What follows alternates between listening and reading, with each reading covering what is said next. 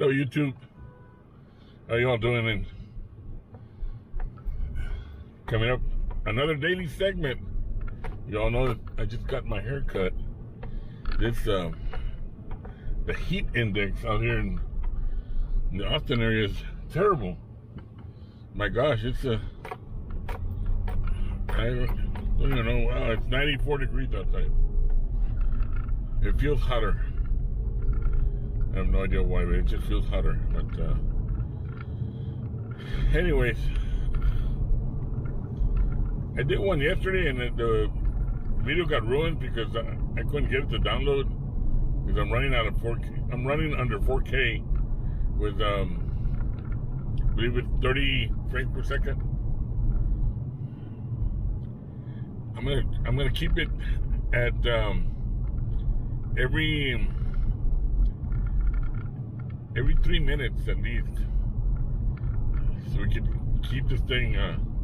Either I'll just turn it off for about a second and then turn it back on.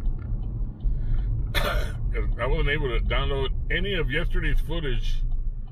That it was at 4K and it's still at 30 frames per second. The thing is that I'm downloading it to my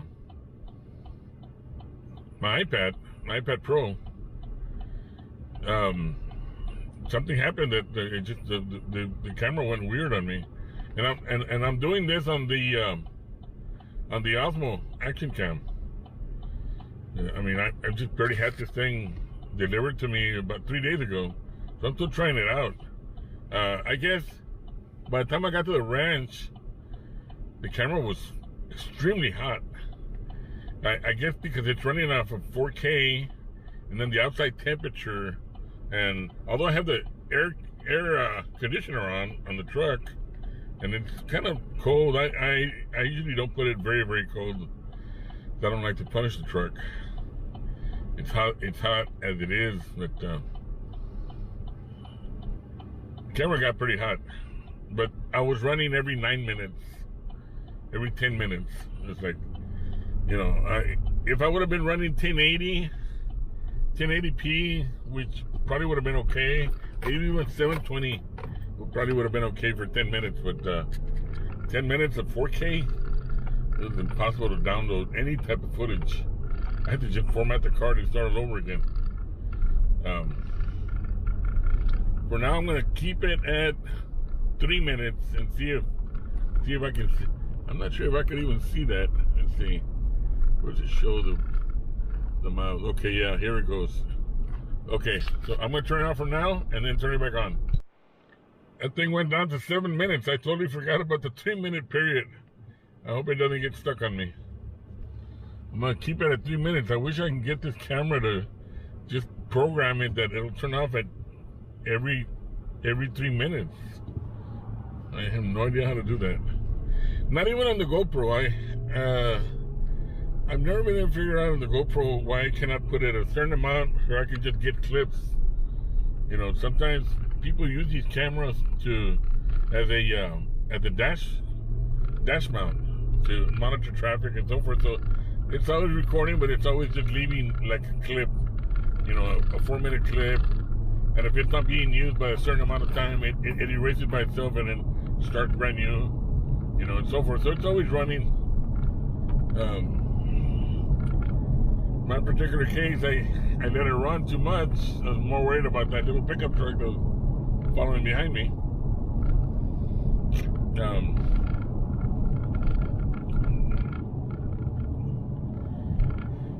it's a hot day. Excuse me.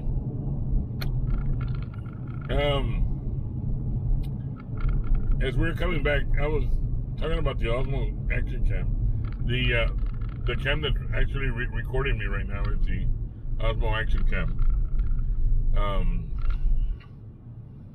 I'm pretty famous, and I'm not famous. What I was referring to is what I have is the GoPro, which is pretty famous because it's a very well made camera.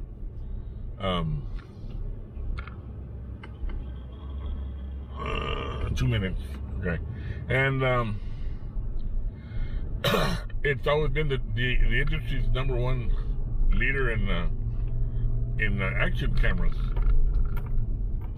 Well, I needed to try the Osmo cam, the Osmo Action cam, made by DJI. DJI is famous for its drones.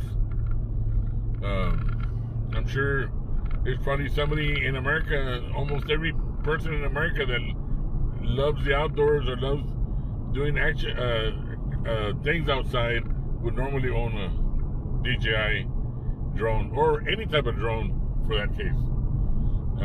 In my case, I own the DJI drone. I've got the DJI Mavic Pro.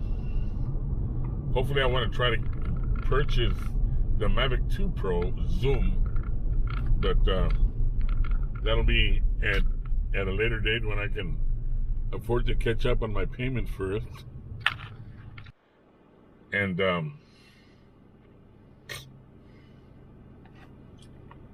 I just returned from the Philippines, not 2.5, I'm going to say maybe 3 weeks ago. I had a meeting at the U.S. Embassy, and after the meeting, I took advantage of trying to go to Coron, Palawan. Palawan is, in the Philippines, is considered one of the most beautiful, exotic islands in the world, pretty much. There are white sand beaches, clear ocean waters, perfect for scuba diving. And I've gone scuba diving in Coron before. Last year I went to Coron also. Did a lot of deep sea diving. Did a lot of exploration of ships.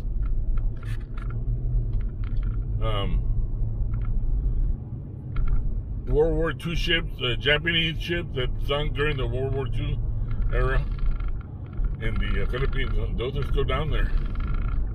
I was able to take some video and with my GoPro Hero 7, take some underwater video and pictures, and it was a very nice experience to be out there.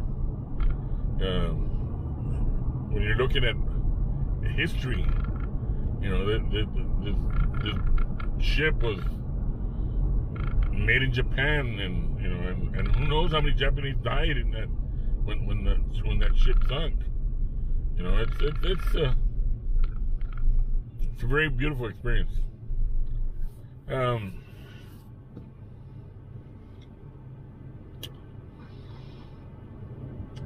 We weren't able to stay very long.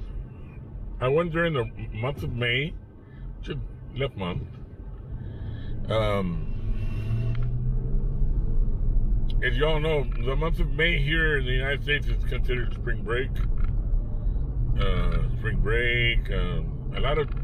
lot of activities get in the way where people are no longer at work and they're out there partying with their friends or whatever. Well, it's the same thing in the Philippines.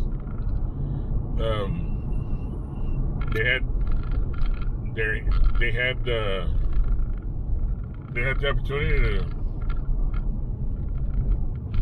go out into the ocean. There's a lot of visitors. In the month of May and April, the Philippines is saturated with tourism. And I learned my experience by going in May. I should have never gone in May. I normally travel the Philippines, and I go usually in September. And I know what you're going to say. It's typhoon season. There's a lot of rain going on. Well, you know what? I love rain. I live in Texas, man. There's no rain here. It's just pretty much desert area. It's always hot. So when I'm swimming in the Philippine Ocean, clear waters, and it suddenly starts to rain, I love it. I enjoy it. Maybe the people that live there are probably sick and tired of the rain, but not me. I like it. I'm glad that I'm able to enjoy playing in the rain.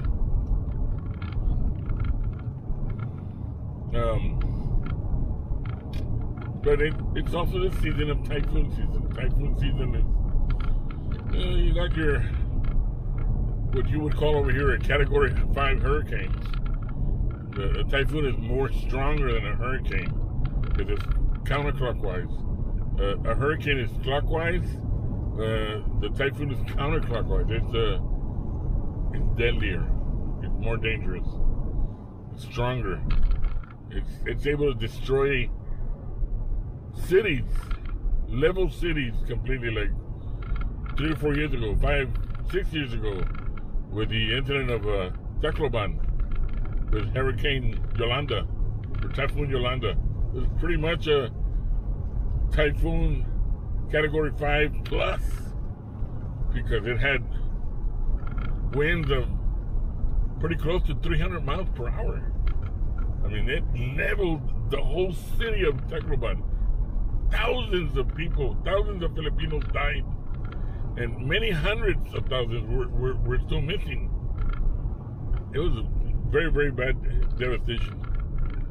Anyways, I'm going to stop here at Dollar General real quick. I need to buy me some drinks, and I'll be right back. No, then that's fine, but I'm not into pink. Well, this one was a gold, and it looked like real gold. I mean, if I take it out the case, it looked like real gold. They're like, wow, this is beautiful. I'll go ahead and take that one. And sure enough, it worked like a charm. Man, I was out there taking pictures underwater, and I was able to download them to the phone. Most of my videos are in my YouTube account. If you all want to search me, my channel name is Tony Duran. Tony Duran. And you can look for me on YouTube, and you'll see a lot of the Philippine videos. A lot of them taken with a GoPro Fusion 360. A lot of them taken with a GoPro Hero 7.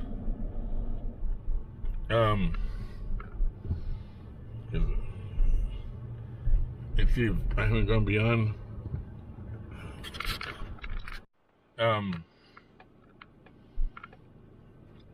Watch the videos. You don't have to watch everything.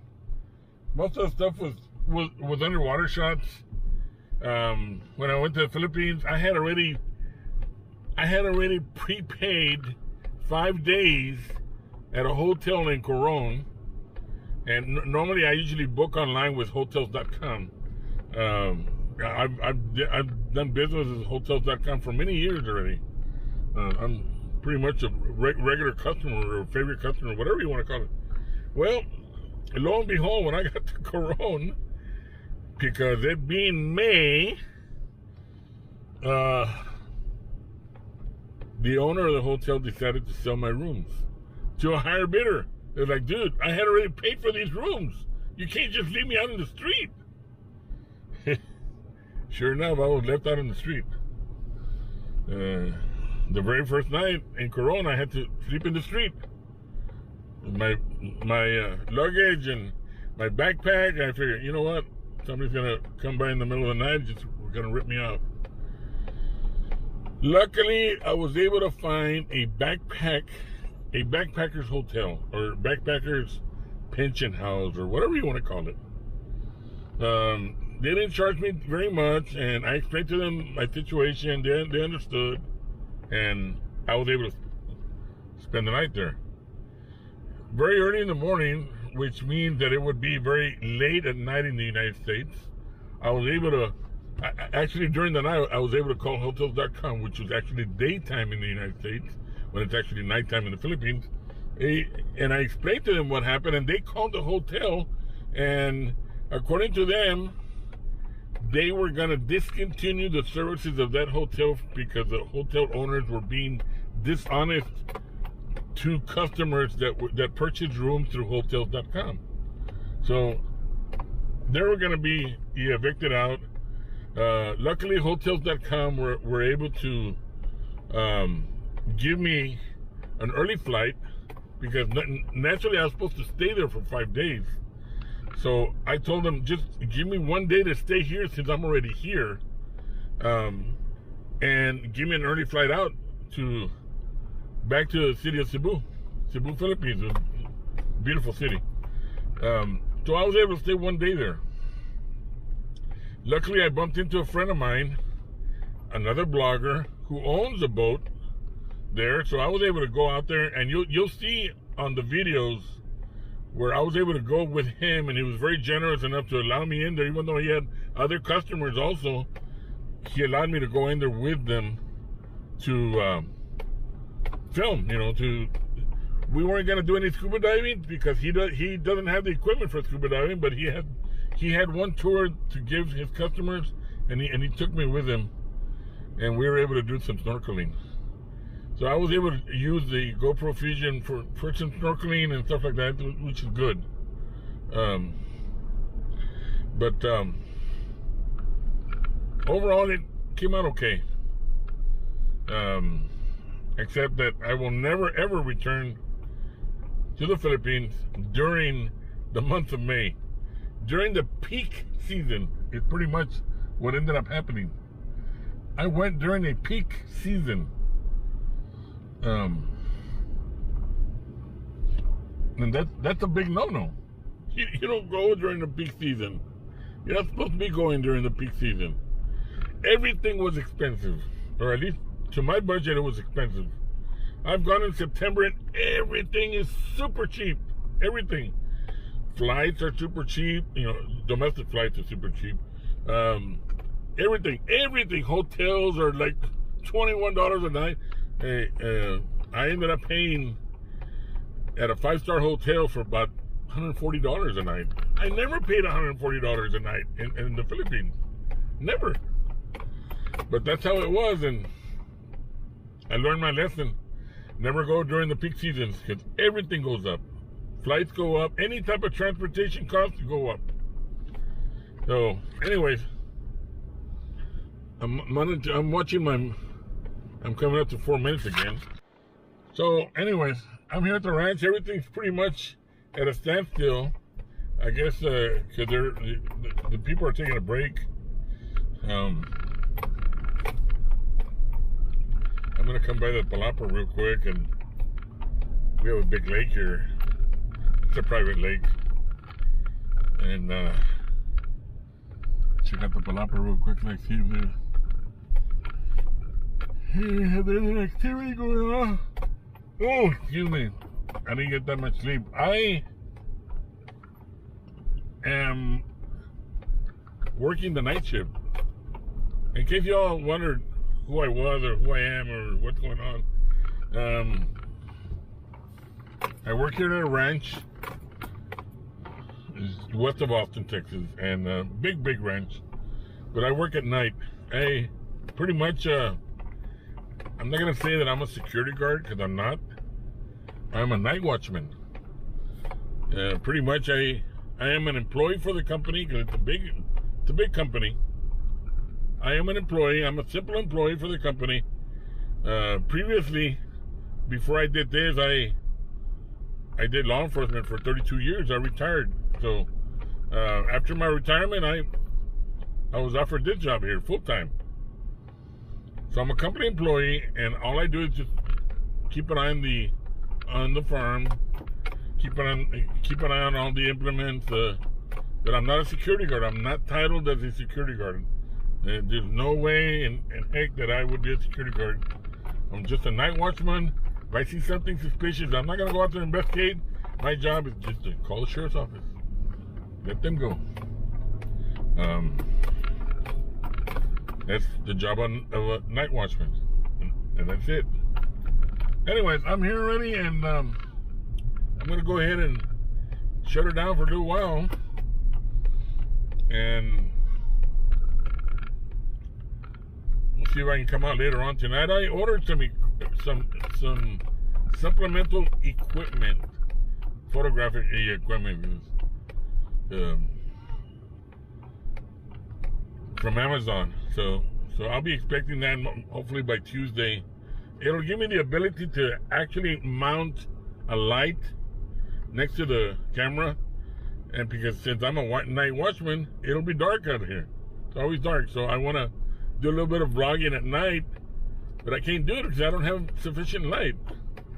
So with that little spotlight facing me, you'd be able to see me a little bit better, and maybe the outside environment. Later on, I've got a real important project that I want to do. I've got most of the equipment already set up, and since I have, and it's property of the farm because I can't afford that stuff, but it's a piece of critical equipment is what I would call it. Critical technology equipment. It's like a night vision system, but it does thermal imaging. So I'm gonna start pointing the cameras out in the blackness of the ranch and see what we can come out. See what comes out. See what's lurking out there that's warm-blooded at night, and I'll be able to get that on video and show that to you. And but that's one of my main projects that I'm coming up. I'm still trying to set it up with the boss that if I can order a camera made by FLIR, of course. It's made for a drone for my Mavic Pro. Find a way to attach it to my drone where I'm able to watch it from my iPhone or from whatever monitor that I have, and throw the drone out at night. Because there's certain places that I cannot go in with a truck, but the drone can go in there. So if I can get that drone with a thermal imaging camera in there, I can see what's going on at night in this farm area. But of course, that's a future project. I submitted the paperwork already to payroll, and normally they approve things of whatever I usually tell them. They usually end up approving it, and I'm able to get the equipment. So hopefully I'd be able to get that equipment. Hopefully I'd be able to get that camera. Of course, it'll be a FLIR brand, which is the top of the line, and you know those things run easily. Just the camera by itself, because it's got thermal imaging, just the camera itself would run $7,000-8,000 easily. So it is a benefit for the ranch, because we like to see what they come out there in the middle of nowhere. And it's nice because we could be able to throw the drone out there about 200 feet high, 100 feet high, and just see who's out there lurking in the wilderness, pretty much. Anyways, Dave here. I'm gonna go ahead and log off for now, and you all have a good weekend, a safe weekend. Tomorrow's Sunday for me. Under my religion, I'm an LDS. It's the first week of the month, and I'm gonna fast, which means I'm not gonna eat anything all day long for 24 hours. I'm not gonna eat anything. That'll be a hard one, but I can drink water, but I won't be able to eat anything. So we'll see what happens. Y'all have a good weekend, and be safe out there. Goodbye.